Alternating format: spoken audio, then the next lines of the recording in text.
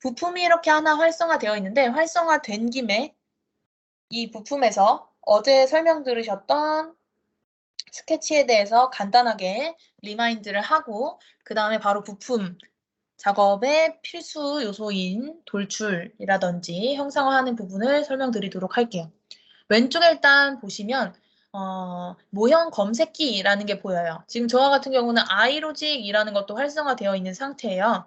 나중에 뭔가 이 아이로직이라는 걸 좀 구성을 하고 좀 배우고 싶다라고 하시면 따로 한번 요청을 주시면 좋을 것 같고요. 이 아이로직 한번 클릭해서 보여드리면 지금 이 부품 문서에는 어떠한 속성값, 프로퍼티가 하나도 들어가 있지 않기 때문에 여기에는 입력을 할 수가 없는 상태이기는 해요.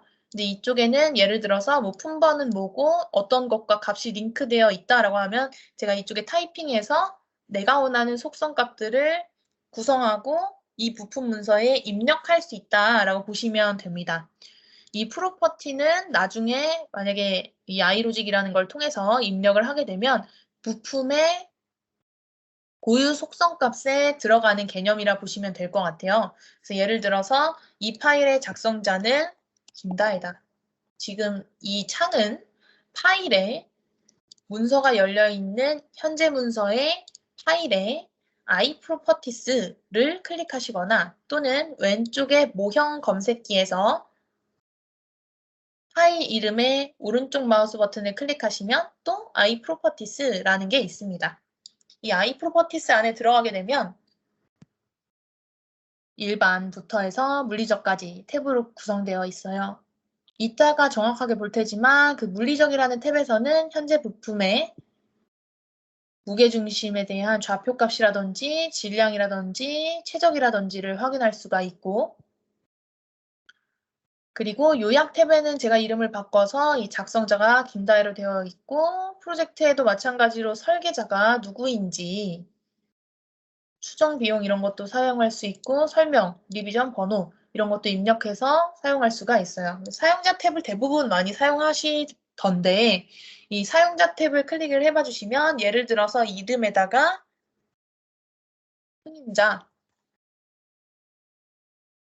승인자 마찬가지로 김다혜 이런 식으로 입력을 해주시면 이 승인자라고 하는 값을 나중에 도면에 링크를 해서 승인자는 이 승인자에 입력된 값이 부품과 도면이 매치되도록 설정할 수 있는 거라고 보시면 될 것 같아요.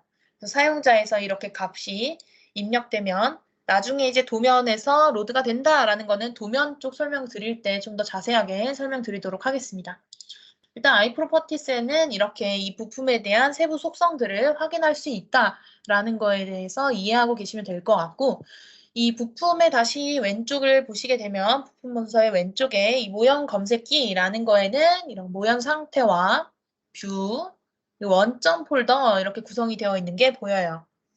어제 이제 설명을 들으셨겠지만 원점 폴더에 있는 평면들을 활용해서 이 평면들의 2D 스케치를 생성하고 2D 스케치를 활용해서 3D가 생성되는 개념의 프로세스로 진행되는 게 인벤터라고 보시면 될 것 같아요. 대부분의 3D CAD들이 파라메트릭 설계 도구다라고 설명이 되는데 아마 그 교재를 보시더라도 파라메트릭 설계 도구다라고 표현이 되어 있을 거예요. 그래서 이 파라메트릭이라는 게 도대체 무엇인가를 한번 확인해 보도록 하겠습니다. 먼저는 XY 평면에 오른쪽 마우스 버튼 클릭해 보시면 빠른 도구로 새 스케치 실행하실 수가 있고 어제 뭐 설명 들으신 것처럼 평면 클릭하고 2D 스케치를 시작해도 되고 2D 스케치를 클릭해 놓고 원하는 평면을 클릭해도 됩니다. 그럼 바로 스케치 환경으로 전환되는 게 보이실 거고 이 상태에서 어제 설명 들으신 내용의 부분을 간단하게 리마인드 해보면 오른쪽 마우스 버튼을 클릭해보면 이쪽에는 이제 표식 메뉴로 구성이 돼요. 이러한 표식 메뉴라든지 또는 키보드에 있는 단축키를 클릭하더라도 그 단축키에 해당되는 것들이 바로 실행이 됩니다. 이러한 단축키나 표식 메뉴나 이런 것들은 모두 다 사용자화가 가능해요.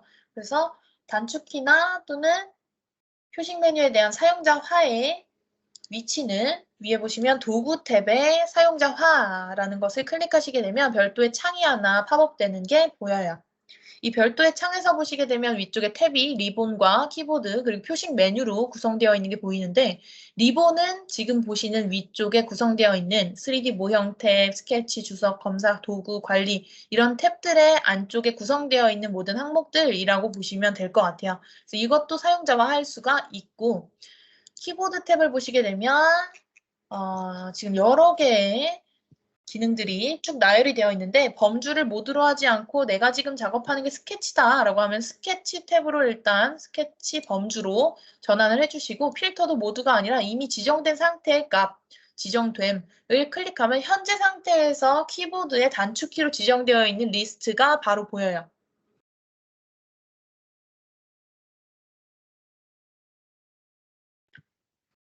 그리고 지정되지 않음을 클릭하시게 되면 이 스케치 상태에서 지정되지 않은 리스트만 보실 수 있고 여기서 내가 만약에 자주 사용하는 게 이 점 직사각형을 정말 자주 사용하기 때문에 해놔야 된다 라고 해서 컨트롤하고 R을 한번 눌러보면 이렇게 빨간색 글자로 보이네요.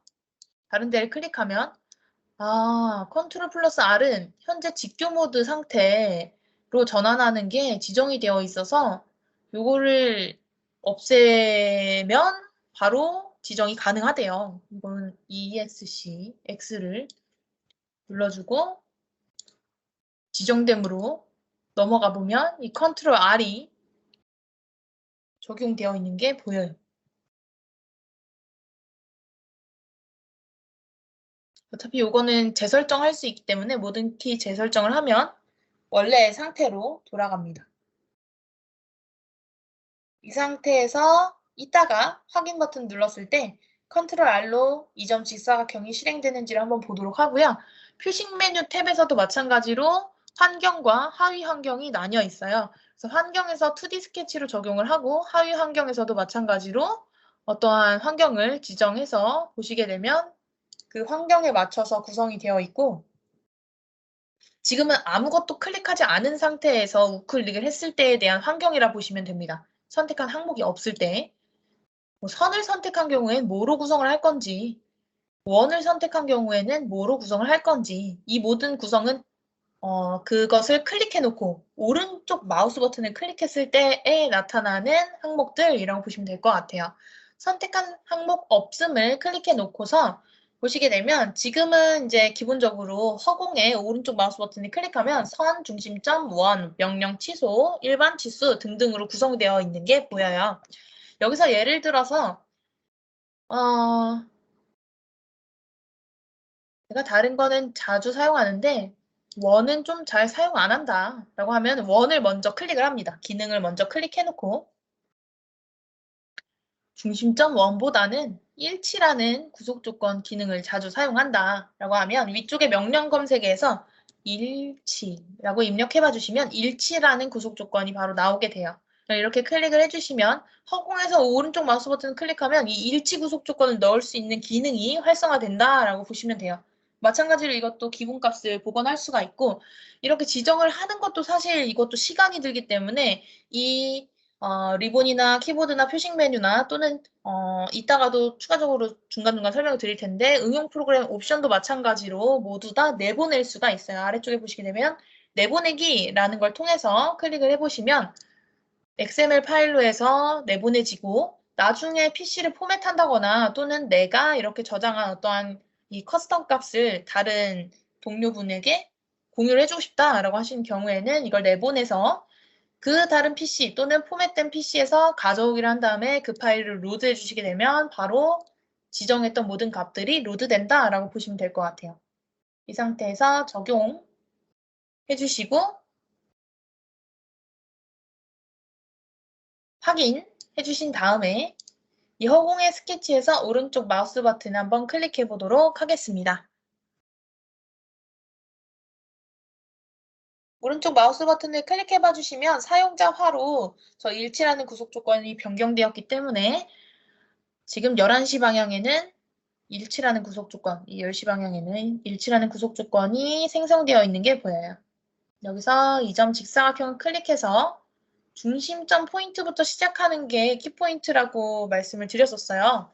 꼭 필요하지 않은 이상은 이 스케치 생성을 할 때 중심점에 좀 유관하게 생성하시는 게 나중에 완전 정의를 할 때 좀 도움이 될 것 같고요. 그래서 중심점에 이 마우스 커서를 올려두면 이렇게 하이라이트가 되면서 여기에 일치가 된다라는 게 보여요.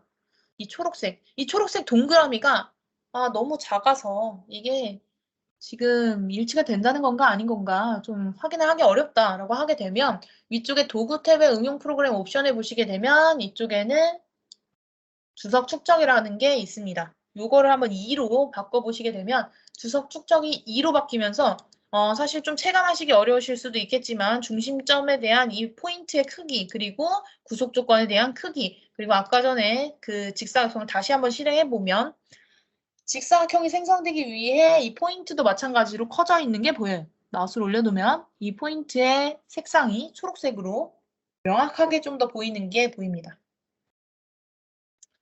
나는 이 중심점들이나 또는 구속 조건에 대한 아이콘이나 이게 너무 작아서 크기를 키우고 싶다라고 하시게 되면 응용 프로그램 쪽에 일반 탭에 있는 주석 축척이라고 하는 값을 바꿔주시면 돼요. 이게 크면 클수록 그 요소는 더 크게 보여진다라고 보시면 될 것 같아요.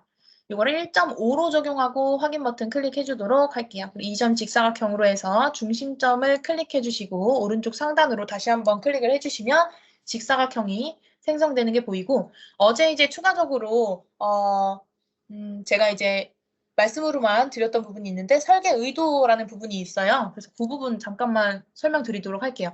어차피 3D CAD를 사용해 보신 분들은 치수를 어떤 식으로 입력하는 게 좀 더 원활하고 괜찮다 이런 것들이 좀 쉽게 이해가 되실 텐데 2D CAD만 활용해 보신 분들은 이해가 조금 어려우실 수도 있기 때문에 치수를 어떻게 넣으면 어떤 게 바뀌고 이런 것들을 한번 파악해 보시는 것도 좋을 것 같아요. 지금은 사각형이 이렇게 있는데 이쪽에도 사각형을 하나 임의로 생성해 보도록 할게요. 여긴 대충 일단 입력을 하고 두 개가 같은 조건이 된다라는 전제 하에 두 개의 치수를 어떻게 넣으면 어떻게 컨트롤이 되는지를 한번 보도록 할게요. 이 치수를 바꿔줘야겠네요.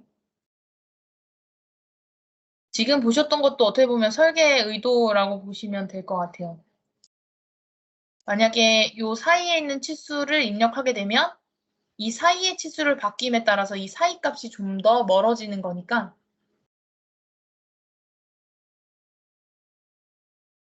동일선상으로 해서 아래쪽에 왼쪽에 있는 사각형은 아래쪽이 완전 정의가 되어 있기 때문에 두 직선에 동일선상을 넣어주도록 하겠습니다. 이렇게 넣어주게 되면 두 개가 똑같이 구속 조건이 들어가 있는 상태죠. 왼쪽과 그리고 아래쪽.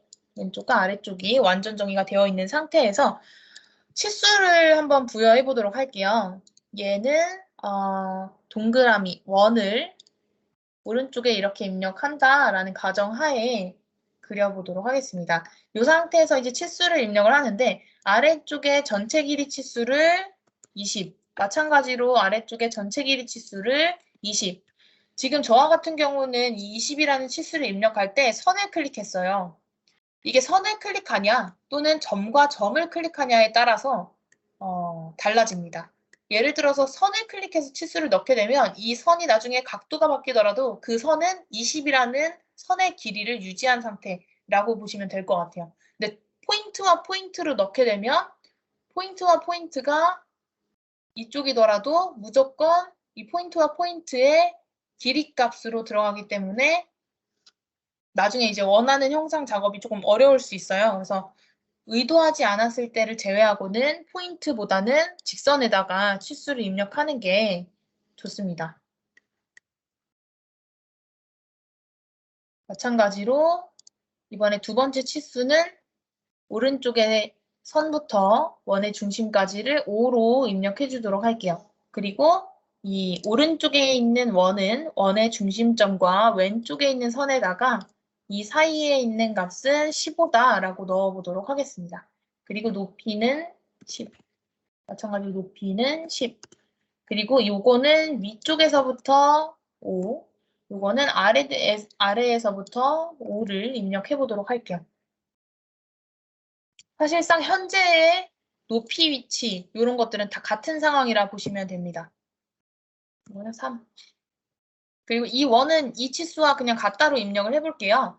치수 입력할 때 만약에 왼쪽에 있는 원과 같은 크기다라고 지정을 할 때는 동등이라는 것도 있었죠. 동등이라는 것으로 해서 입력을 할 수도 있지만 파라메트릭 설계를 한다라고 하는 것들이 매개 변수를 활용하는 거라고 보시면 될 것 같아요. 그래서 치수를 입력할 때 이 치수 창이 활성화되어 있고 이렇게 치수가 하이라이트가 되어 있는 상태에서 다른 치수를 클릭하게 되면 이 위치에 있는 치수를 얘를 따라가세요 라고 바꿔주는 거라 보시면 돼요. 이 상태로 확인을 해주면 fx, 이건 함수다 라고 저장이 되면서 함수는 3이다. 함수의 결과값은 3이다.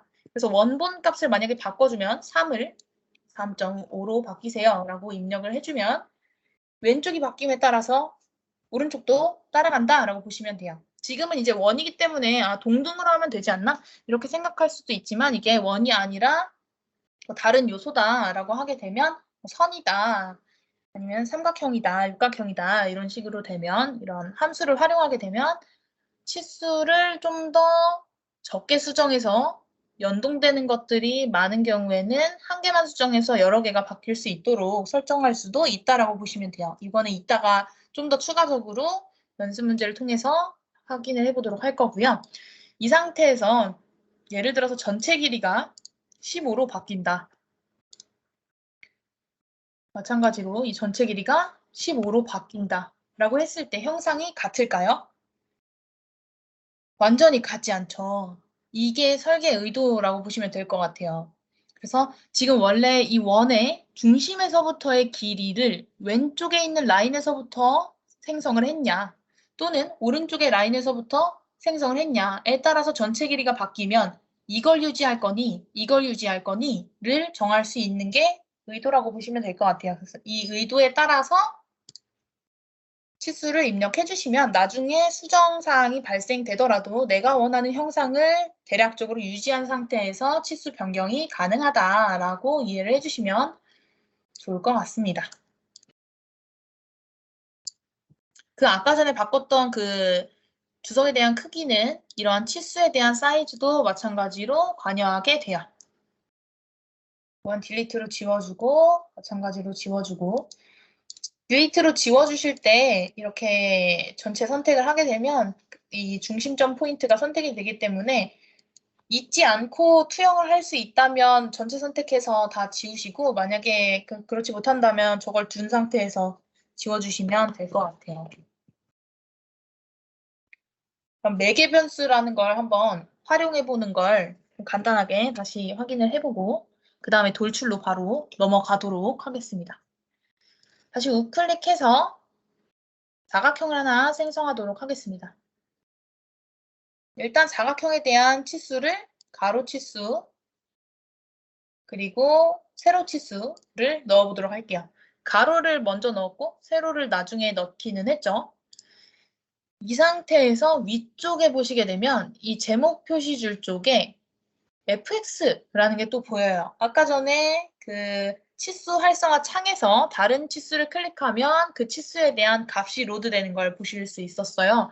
여기서 fx를 클릭하시게 되면 매개 변수라는 창이 팝업되면서 여기에는 D12, D13이라고 나뉘어 있는 게 보여요.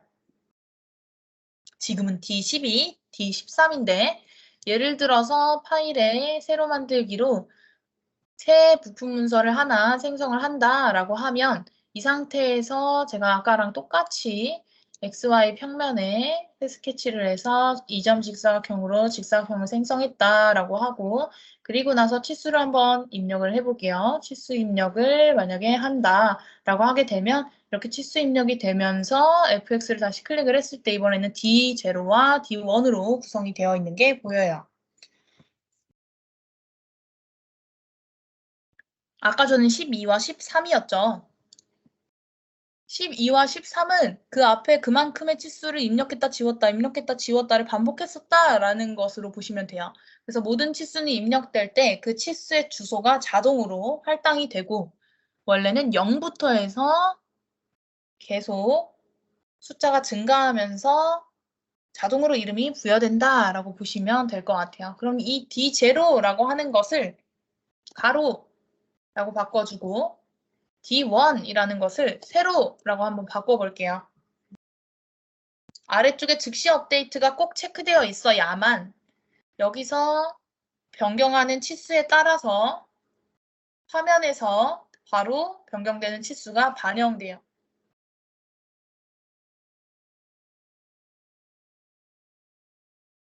지금 30과 15로 바꿨어요. 30과 15의 관계를 따지면 15는 30의 반이죠.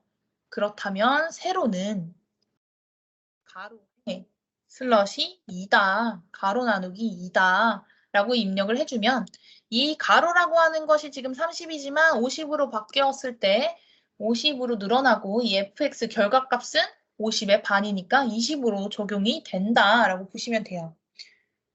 요거는 단순히 이렇게 스케치에만 해당이 되는 것은 아니고, 그리고 스케치도 이렇게 뭐 두 가지에만 적용되는 게 아니고 여러 개 있다라고 하면 모든 것들을 다 복합적으로 활용해서 함수로 생성하고 저런 나누기뿐만이 아니라 괄호도 생성할 수가 있어요. 그래서 괄호 생성해서 예를 들어서 뭐 가로 플러스 세로에다가 곱하기 2를 해라 이런 식으로 적용을 할 수도 있어요. 그래서 종료를 해보고 스케치는 이렇게 구성이 되었지만 이 스케치를 활용해서 돌출을 해야 한다라고 할 때에는 스케치 작업은 모두 완성된 상태에서 위쪽에 3D 모형이라는 탭을 클릭해서 넘어가 주시면 돼요. 어제 다 설명을 들으셨었죠. 새로운 요소를 생성하는 거, 이미 생성된 요소를 가지고 뭐 스케일을 조작한다든지 간격을 띄운다든지 회전한다든지 등등의 수정 작업, 패턴을 한다든지의 기능들은 모두 다 이제 아실 거예요.